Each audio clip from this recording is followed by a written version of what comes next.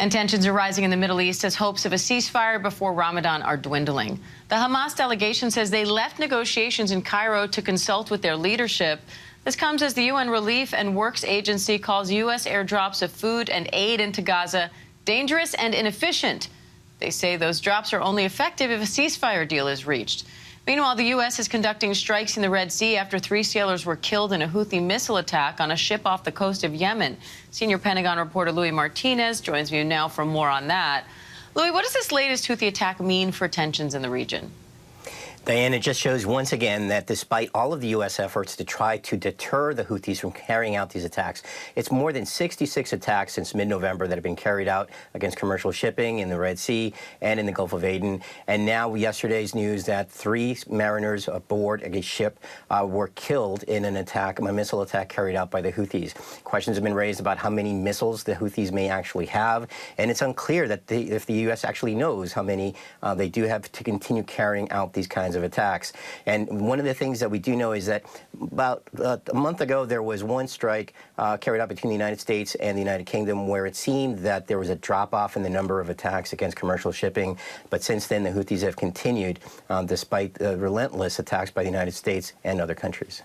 Now, the U.S. and Britain have already conducted large-scale attacks against more than 150 Houthi targets, but the group keeps striking these ships. So is the Pentagon strategy working? That's a question that a lot of people are asking, and I think one of the things that we've heard from U.S. officials is essentially that this is a deterrence operation. This is not all-out war against the Houthis. And one of the things is if it's unclear exactly how many arms, how many drones, how many missiles the Houthis have, then the United States will have to essentially carry out an all-out war to try to eliminate all of their arsenal. And that's not something that the United States is willing to do right now. So for now, it's a deterrence mission. But again, major questions being asked if it's actually having an impact, because the Houthis continue with these strikes over the last couple of months. Louis, meanwhile, those stalled peace talks come as the U.S. is airdropping aid into Gaza, but the UN Relief and Works Agency says that's ineffective. So how is the U.S. working to get more aid into Gaza? Well, just a short time ago, U.S. Central Command announced that they had carried out the 3rd airdrop of new meals ready to eat for humanitarian purposes into Gaza.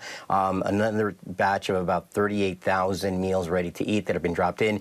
But I think everyone agrees that this is just a drop in the bucket and that the real assistance is going to be provided when you see ground transportation or maybe a maritime corridor where sea ships can carry much more humanitarian supplies into Gaza. So I think that there's general concurrence about that, but I think the general idea of the United States carrying out these missions is that they said that something had to be done, and that's why they're carrying out these airdrops.